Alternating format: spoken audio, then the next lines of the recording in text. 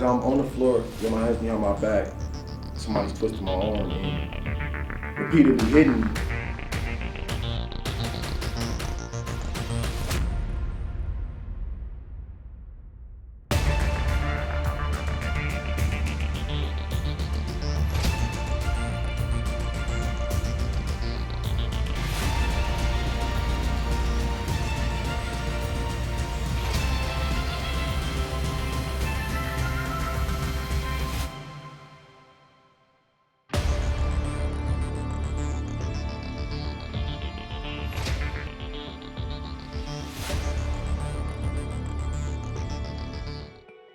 What happens to Nevada's troubled children? For DeMonte Richardson, it's a story that ends in bruises and a battered face. But his story, just like our months of reporting, starts in rooms like this one, where young teens sit in front of a judge. We've been looking at Nevada's juvenile justice system for more than a year. We've watched dozens of teenagers sentenced to youth camps and detention centers, some sent by Clark County thousands of feet above Las Vegas to Spring Mountain Youth Camp. Others shipped hundreds of miles away to northern Nevada to a century-old correctional campus called the Nevada Youth Training Center. The rest will spend 6 to 9 month sentences at places called Caliente or Summitview. It's a system designed by politicians, paid for by you, with one goal: take kids that commit crimes and fix them. Rehabilitate them, make them whole. What we learned is that the people who oversee the system have no idea if it's working. The district attorney in charge of juvenile court told us that in May 2018. From my office, for the district attorney's office, to the public defender's office, to the Department of Corrections and mental health services, we all know it's needed because we don't know whether or not we're improving our community or the lives of children. It's all just speculation. It's all speculation. Nevada doesn't track recidivism, the number of kids who come out of detention centers we send them to and commit another crime later on. Nevada's known about that problem for years. It's tried to fix it. In 2017, the Clark County Commission approved $7 million for a new computer system that would finally link the juvenile courts and detention centers together, connect the whole thing to the adult system. Part of a statewide push to get that system, called Caseload Pro, into every court and correctional center. 2 years later, close to $1 million spent, that computer system is only partially working. It doesn't collect data from the state's 2 largest counties. Wondering why? So is the state. This is the Juvenile Justice Oversight Commission, a committee put in place by Governor Brian Sandoval. We were there in the summer of 2019 when they decided to ask Tyler Technologies, the company the state contracted with, to sit down and explain themselves. Explain why it isn't working yet. They need to step up and start producing, and we need to get this moving. And I think your suggestion to get them here in front of us, to get them tied down to some realistic deadlines, needs to happen. That next meeting never happened. All meetings were canceled. The commission couldn't meet for almost 5 months because Nevada's new governor, Steve Sisolak, didn't assign new members. It's something that has to happen before the commission can finish their job. The next meeting is scheduled for early 2020. So the machine keeps moving. Kids keep getting in trouble. They keep standing in front of Judge William Voy and getting sentenced to correctional centers or youth camps. 6 to 9 months later, maybe they commit a crime, maybe they don't. We don't know. But a curious thing happens when you don't know what works. Broken things don't get fixed. They didn't tell me I was going to get moved. We first heard about DeMonte Richardson in July. Of course, we didn't know his name then. We were handed a manila envelope. Inside were photos and a CD. This is DeMonte Richardson, just 17 years old, on one of his last days at Summitview. We are only seeing these images now because of a chance discovery a year ago by a man who is not comfortable showing his face because he still works in the state. How you came across that incident? Sure. I was involved in reviewing OC spray incidents and some 40 cases since it had been started at that facility and also the Elko facility, and came upon a folder that was not marked, not identified, and in the folder was a disc, and we wondered what it was, so we put the disc on and saw an incident where this young man was being brought back into the facility after being apprehended from the escape. In March of 2018, DeMonte was an inmate here. On the 28th, he escaped. He ran out of the back of that gym and over that wall. The story of what happens next is different depending on who you ask. And our quest for the truth about that story taught us a lot about what happens behind that fence. It's a bad prison at best. We wanted to find DeMonte. It wasn't hard. He is 19 now and in prison. Not long after he was released for the escape, he was back. We reached out on the prison's online messaging system and waited. DeMonte's story, one that begins with getting released from juvenile detention only to get in trouble again, is one we've seen before and one that we will come back to. But another young teen's tale is marked with balloons and candles and the tears of friends. Aaron Rodriguez's story began the same way. It ended on Pecos Road, where the 18-year-old boxer was shot and killed walking home. He just finished his 9-month sentence at the county's Spring Mountain Youth Camp, released to the same neighborhood with the same people and the same habits that got him in trouble. The former gang member told us just how hard it was not to fall back. It's easy to fall off, it's easy to commit crimes. It's easy to be in jail because you don't have to do nothing. All you have to do is focus on yourself. Yeah. But it takes a true gangster to be out here handling your priorities, taking care of your family, making sure you're straight, making sure you're doing the right thing. The killing of Aaron Rodriguez has not been solved. A 14-year-old kid has been charged in the shooting. Police believe it was all gang-related. His trial is expected to begin in 2020. While we waited to hear from DeMonte, we were learning more about where he tried to escape from. Summit View Youth Training Center. DeMonte had been pepper sprayed by corrections officers and came back from his escape badly bruised. He was writhing in pain. He wasn't the only one. Our investigation found other incidents. For years, the state's juvenile justice system has been underfunded and understaffed.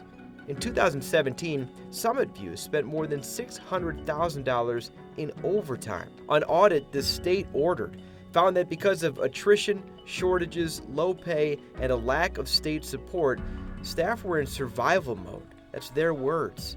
That culture of exhaustion is exactly what we heard from a former parole officer who now volunteers to help young gang members turn their lives around. Even if you like doing the job, you're still going to be burned out after a while. I went to Summit View and I wanted to be there. I like helping kids. I like that demographic of kids, at-risk youth is what we call them. You get tired after a while. So that's across the board, happens to a lot of my other coworkers as well. They all experience the same things. I know coworkers that did easily like 80, 90 even. I know one coworker did 126 hours in 1 week. Anthony Brinkley worked at Summit View for close to 2 years. He quit after, well, he won't say the name of the inmate, but after an incident involving a teenager on the same date we have listed as DeMonte's escape. Ethically, it didn't sit well with me how the events that transpired of my coworkers getting the kid and bringing him back. Whatever transpired that I don't know specifically, I was not there, but it just didn't sit well with me. Staffing was so short that Summit View couldn't meet the federally required standards called PREA, or the Prison Rape Elimination Act, a policy designed to protect kids from abuse by making sure staff can keep an eye on them. Without PREA, the state risked federal dollars coming in, so to try and get the ratio of staff to juveniles down, Summit View made a brutal decision. When there weren't enough staff, they would lock kids in their rooms, putting them in solitary confinement. If they were in the room, they didn't count towards PREA. We don't know who at the state knew that young teens were being locked away, but the policy was so openly talked about behind the barbed wire that the kids inside were used to it. If they didn't have enough staff, we were down. Kids acting up, we were down. Chaston is 16. He spent 9 months in Summit View. It was his second time at a juvenile facility, and the second time worked. He graduated from the program and hasn't looked back. What did you think was the best part of Summit View that worked the most for you? My education. Yeah. Probably the thing that helped me get through what I had to get through. He's now part of a group that helps young men stay on track. But when we talked to him about Summit View, the conversation quickly went to those days and nights in a small room. It's more like a mental game. It just depends on the person you are. It's some people like me, I can't be in somewhere for a long period of time. I gotta keep moving. So it's kind of hard. Most kids just sit and read their books, or we'll talk to each other through the doors. But if everybody was angry that day, it's pretty quiet. Right. It's all to yourself, and then sometimes it's irritating when it's loud. The only real evidence we have of that confinement came from leaked emails. In March of 2019, an email went to 2 deputy administrators with the Division of Child and Family Services. That's the state division that runs youth facilities. I'm sure you're aware of the increased room confinements in February, it reads. 112 of the 207 in that month alone were for PREA ratio violations. That email was from the state's PREA coordinator. Summit View seemed to be becoming toxic. An email was sent to Summit View staff. A staff member had been trying to report situations and concerns about coworkers anonymously. We are obliged to communicate to a supervisor immediately, it reads. Inside the state system, some believe the culture was changing. Based on my experience, that DCFS operates under a culture of thou shalt not report, thou shalt cover up, thou shalt lie, and that covers both employees as well as the youth in our care. Well, we kept pushing the state for more documents. Another email went out, forwarded to us. Overtime, low pay, lack of support, Summit View was becoming a pipe bomb. A decision from 2017 became the fuse. It was then the state allowed officers to use oleoresin capicum, or pepper spray. At first, a lot of my coworkers were real hesitant to use it. So they were like, well, they weren't sure of the actual policy on the spray. Will the administration back me up if I do use the spray? So these are all questions in their mind at that time. Did they get comfortable using it? Yeah, I would have to say maybe a little later on, after about a year. We wanted to see how common it was and when and why it was being used. We asked the state for copies of incident reports, the paperwork officers have to file every time a juvenile inmate is sprayed and every time an officer uses force. It took months, but the reports finally started coming in. By our count, officers at Summit View used force on teenagers 100 times in 2018 alone. Noted on dozens of reports, the officers broke policy by doing it. In November of 2018, one teenager was sprayed with OC spray, then had a spit mask placed over their face. It forced the spray to stay on. According to the report, no OC spray was warranted at all.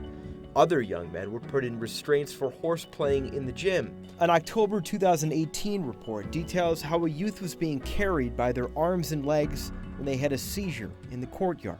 In June of that same year, just before 7 p.m., a teenager made verbal threats to staff from the other side of his door. Staff sprayed pepper spray into his room. Chaston remembers that. It was pretty crazy. I mean, it came in my room too, so the smell of it was in my room. It's just like a choke, you just can't breathe. Dozens of use of force incidents were okayed by supervisors, but we have questions about them too. State policy is that each incident has to be recorded on camera, but time and time again, video was missing. Often, entire sections of reports were missing, but the uses were still okayed. We put them into conditions that I've seen that, quite frankly, just affirm more trauma.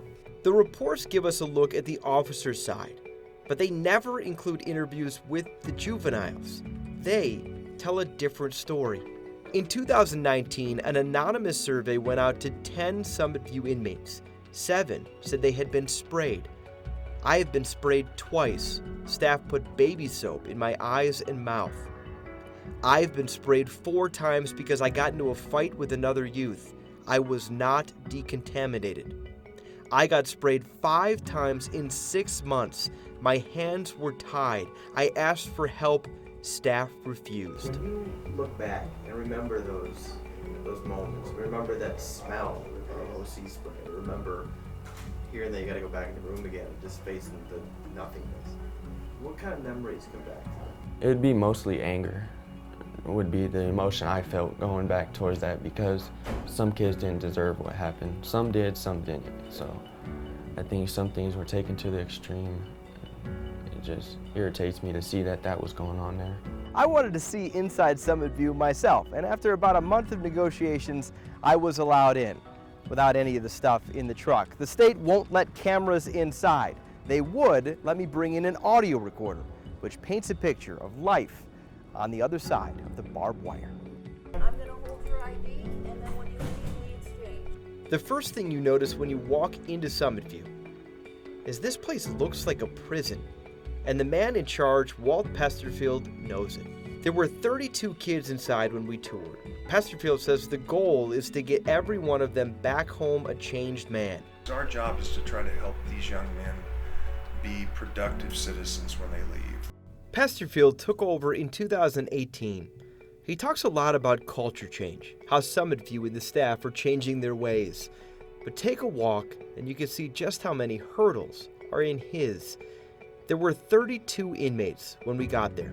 School was in session, but not everyone was in class. One teenager was in his room on suicide watch. 5 students were sitting at a table because of disciplinary problems, essentially suspended from a prison school. 2 others couldn't go to class because they were already graduated high school. The one you met is, well, actually both of them right here sitting at the table, they're both high school graduates. What do you do all day when you're a high school graduate? Well, they're supposed to be working, but it's too hot to have them working. There are no programs other than that school. None. The dorms are small. Thin halls are lined with cells. When Las Vegas is hot, students aren't allowed to exercise or play outside. They are allowed to cram into the gym, but there is another problem. There's no air conditioner. If you want to beat the heat with a trip to the water fountain, more bad news. Water fountains aren't refrigerated here. In the late spring and summer, the water that pours out is too hot to drink. This is a photo given to us from someone inside. The fountain isn't clean. Teens are given water bottles, but we didn't see anyone carrying one. 75% of the inmates here are on psychotropic medication, but the state hasn't had a director of nursing for the juvenile system in more than half a year. Our man inside tells us nurses have been told to cut back on overtime. Dozens of teenage boys, most on drugs for mental illness, all with behavior issues, stuck inside small dorms, many not allowed to leave for school. Thirsty and hot, it's a recipe for disaster. We were making progress with DeMonte. His attorneys reached out to us. He wanted to talk, but getting into a Nevada prison is easy for a criminal. It's nearly impossible for anyone else. They haven't allowed television cameras in to interview an inmate in years. It didn't take long for them to say no to us. Our fight for access took us to the governor's office. Finally, after months of waiting, we were allowed in. Why did you want to talk to us? Because I wanted to have a chance to explain what happened to me. DeMonte Richardson is known at High Desert Prison as inmate 1219965. He's in the middle of a 2 to 5 year sentence for battery and conspiracy to rob someone. I did a couple things that I shouldn't have, that I learned from, that I regret, that I don't want to do again. He was arrested and charged in January of 2019. Not even a year earlier, he was in Summit View. We don't know why. His juvenile records are sealed. When we asked him why he started getting in trouble, his story was familiar. He was 14 or 15 when his mom and dad separated. He moved with his brother and mother to Las Vegas. He filled that father-shaped hole in his life with older guys on the street around his neighborhood. I think my motivation just came from, I don't know, the streets.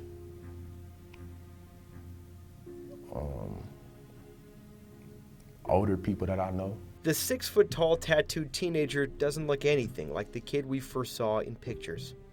This is DeMonte on his last days at Summit View after he tried to escape. I was in the gym, and, I kind of just said, forget it, right? I ran out the back door. I hopped over the gate, made it over, and I started running. Before we let DeMonte tell you his version of what happened, let's tell you what Summit View's version is. We found it buried in those reports we fought to get. No names, but dates match.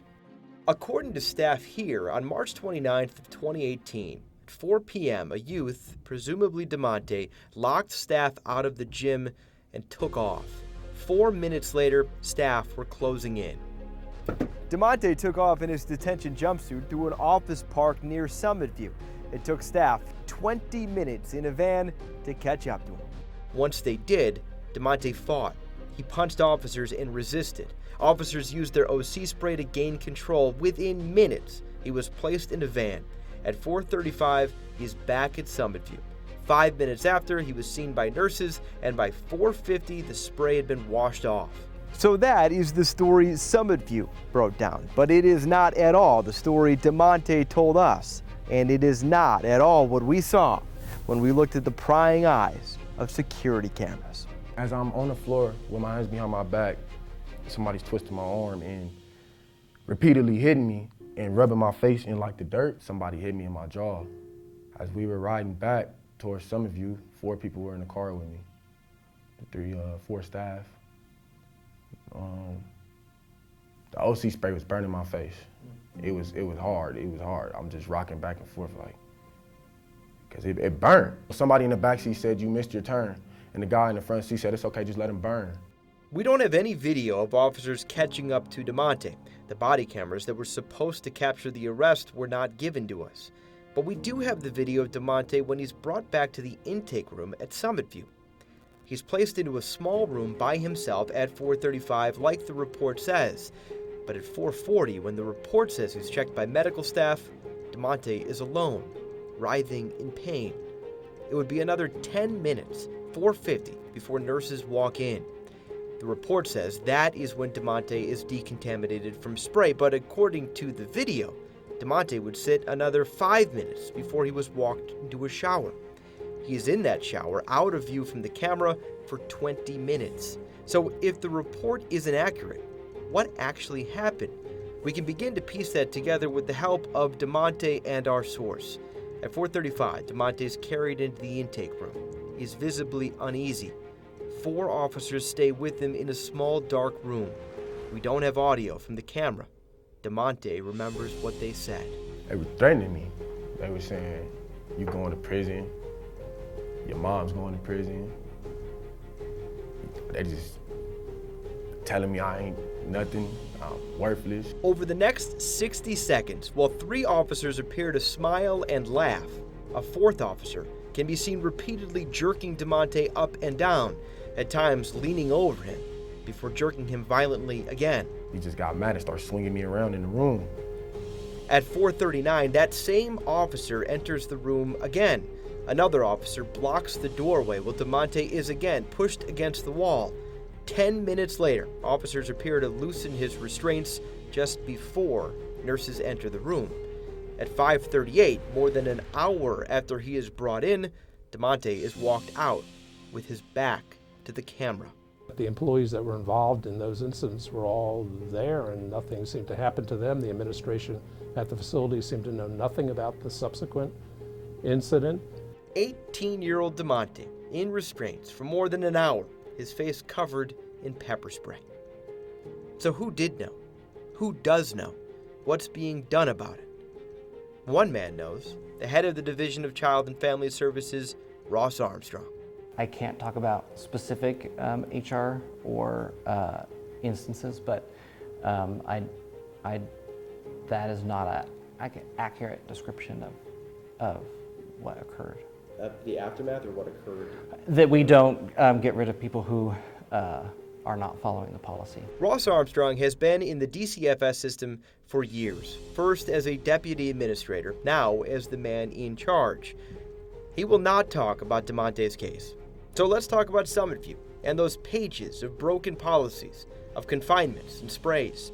Why do we OC spray kids? So the OC spray can be used to control a situation that's out of control, like a riot or if there's an assault where there's a threat of substantial bodily harm. Is it only used for out of control situations? That's our policy states it is. So if it's used outside of that, then that would be a violation of our policy. We got incident reports, as you know, about OC spray use and use of force, and the vast majority of them were out of policy, or not in policy. That was for 2018. Concerning? That is concerning. Why do we spray kids when they're in room confinement or inside the room? That we should not be doing. It happens, though. It has happened, and then it's addressed with the staff. How is it addressed? So there are a number of, depending on the violation, anything from an additional coaching on how to do a use of force for any use of force situation, up to and including termination. How often are people terminated for spraying kids?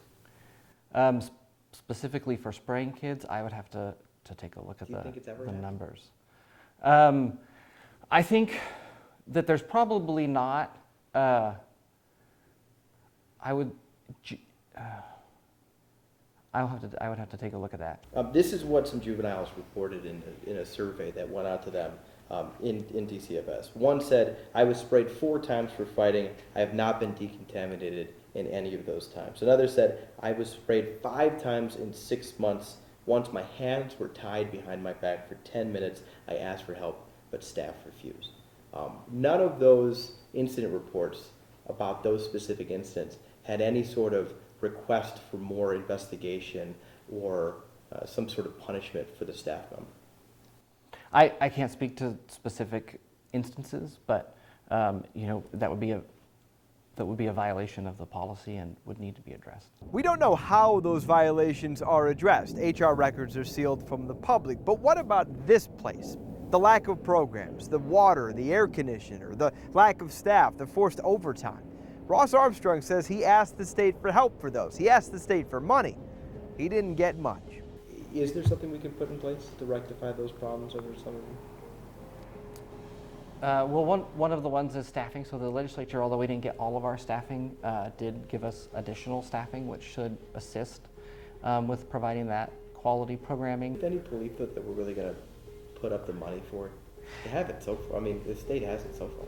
In my mind, selfishly, I think every government agency will say, "Oh yeah, give us more money. We need more money," and there's a very thoughtful process in terms of building the budget. But if we do juvenile justice right and invest appropriately in juvenile justice, then we can save those dollars from being spent down the road. We've been looking at Nevada's juvenile justice system for more than a year now. We've seen success. We've seen failure. Young men wanting to lead others, and young lives lost. But everyone we talk to agrees we have to do better. We have the ingredients to make it work, but we've got a state system that's totally disconnected to that philosophy. So what does Nevada do now? It's a question we can't answer. It's as unknown as the future of all those kids staring down a judge waiting to hear what happens next. And for now, we wait with them.